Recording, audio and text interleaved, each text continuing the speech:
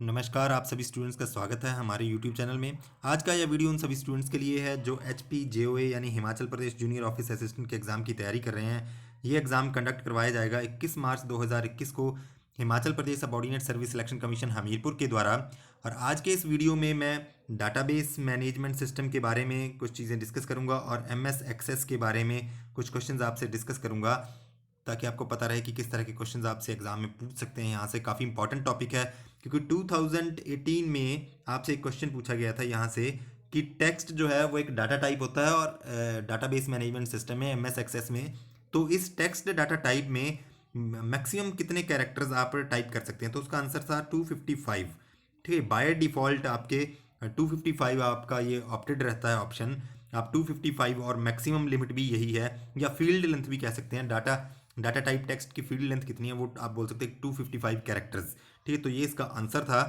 तो इस तरह के क्वेश्चंस, क्योंकि 120 क्वेश्चंस पूछे जाएंगे, तो MS ऑफिस का ये पार्ट है MS एक्सेस, तो यहाँ से भी बिल्कुल नेचुरल है कि आपसे क्वेश्चन कुछ ना कुछ ज़रूर पूछे जाएंगे। तो पहला क्वेश्चन है, what is the extension of MS Access. तो आपको पहले तो इसकी एक्सटेंशन पता होनी चाहिए कि अगर MS एक्सेस की फाइल है कोई, तो उसकी एक्सटेंशन क्या है। एक्सटेंशन होती है कि ऐसे डॉट से सेपरेट किया होता है, फाइल बताता है ये कि किस तरह की फ़ाइल है। डॉट से पहले आपका नाम लिखा होता है फाइल का, और बाद में एक्सटेंशन रहती है। एक्सटेंशन में अलग ये बताया जाता है कि आपकी किस तरह की फ़ाइल है।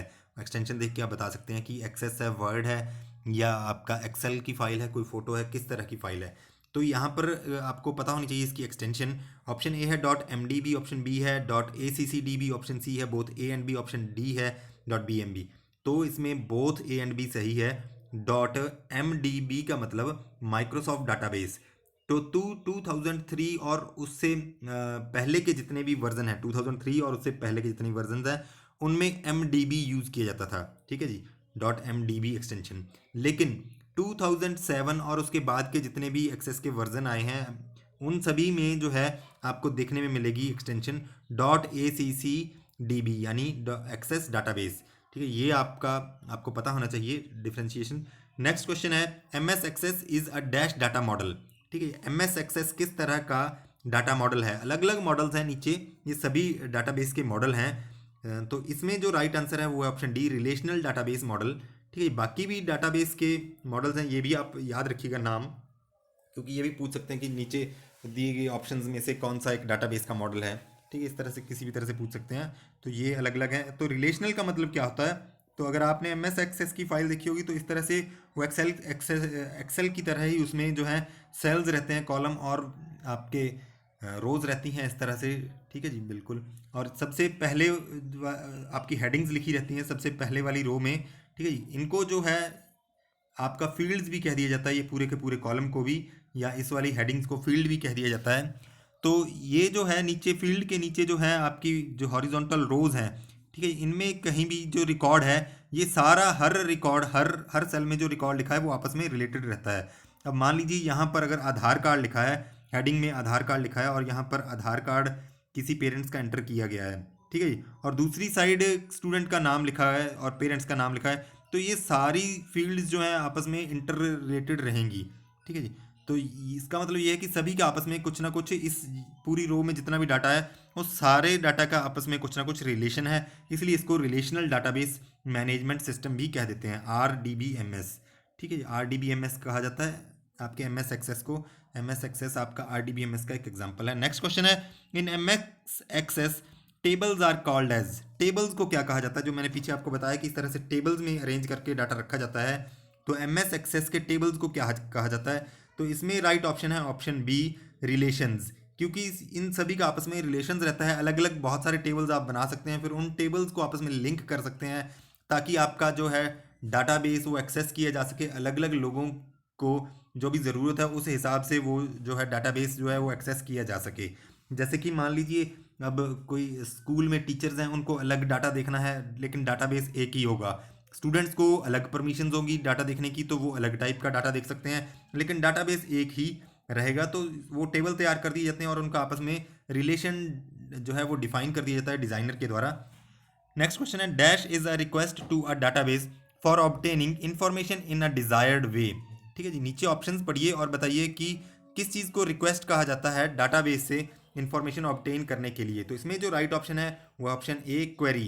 क्वेरी मतलब कि वही होता है कि अगर आप कोई क्वेरी रेज करते हैं, आप कोई क्वेश्चन पूछते हैं, ठीक है जी, तो यहाँ पर भी जो क्वेरी से है आप अपना डिज़ायर्ड डाटा निकाल सकते हैं। टेबल जो एक बना रहेगा उसमें बहुत सारा डाटा हो सकता है, वो हो सकता है आपके काम का नहीं है सारा, लेकिन आप अपने काम का डाटा उसमें से निकाल सकते हैं। एक अलग क्वेरी का टेबल आप तैयार कर सकते हैं, उसमें आप इजीली अपनी डिज़ायर्ड इन्फॉर्मेशन देख सकते हैं, उसको एनालाइज कर सकते हैं। नेक्स्ट क्वेश्चन देखते हैं।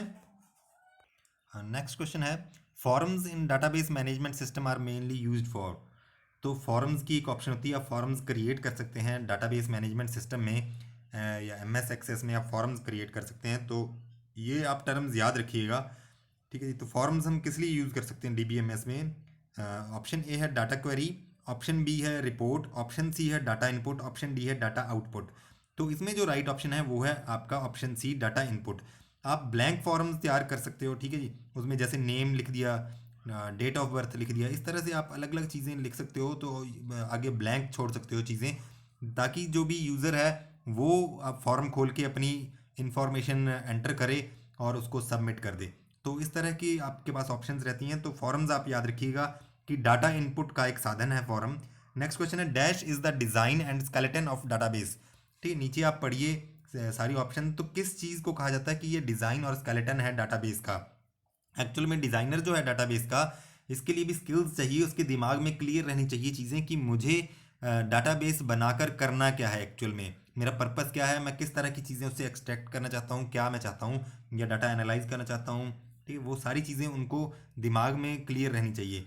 तो इसमें जो है ऑप्शन ए बिल्कुल राइट आंसर है, स्कीमा।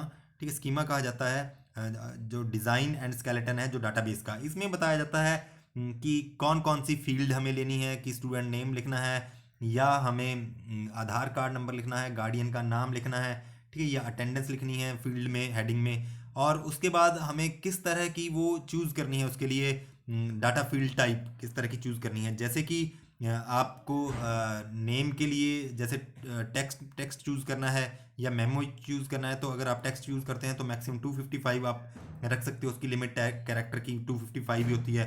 तो 10-20 को आप सेट कर सकते हो, ठीक है, कि 10 से ज़्यादा कैरेक्टर उसमें नहीं आएंगे नेम में।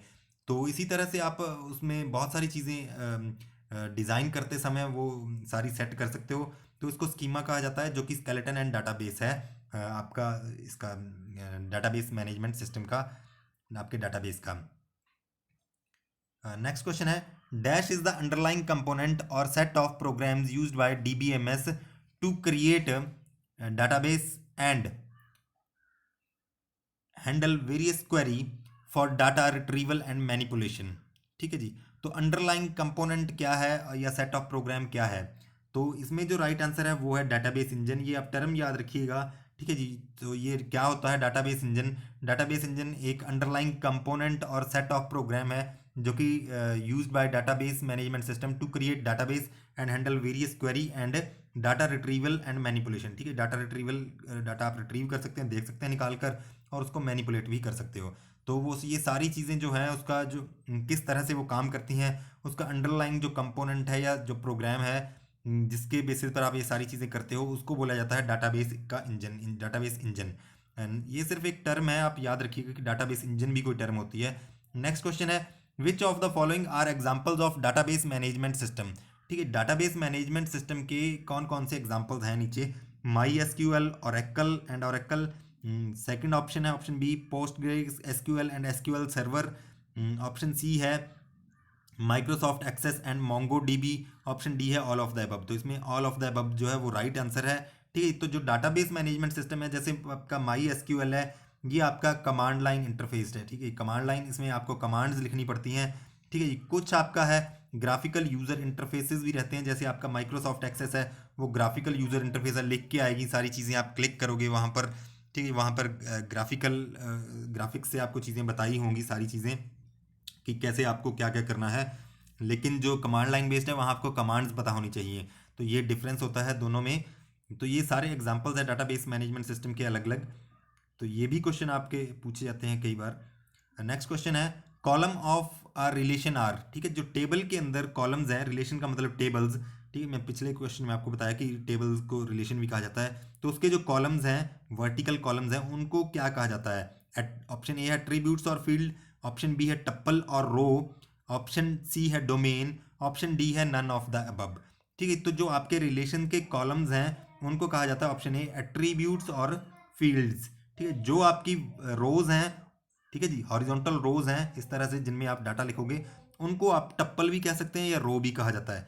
डोमेन का मतलब क्या होता है? डोमेन होता है आपका कार्यक्षेत्र। ठीक है, आप किसी भी रो में किसी भी सेल में कुछ डाटा लिख रहे हो, ठीक है, तो वो अगर आप कैरेक्टर लिख रहे हो, ठीक है जी, तो आपका डोमेन क्या होगा उसका? तो उस वाली फील्ड का आपका डोमेन होगा कैरेक्टर। ठीक है, आप कोई कुछ इंटीजर के लिए इंटीजर्स आपने सेलेक्ट किए हैं, वहाँ डाटा टाइप इंटीजर सेलेक्ट किया है, तो आपका डोमेन क्या होगा उसका? इंटीजर। ठीक है, तो ये डोमेन हो गया। नेक्स्ट क्वेश्चन है number of attributes in a relation is.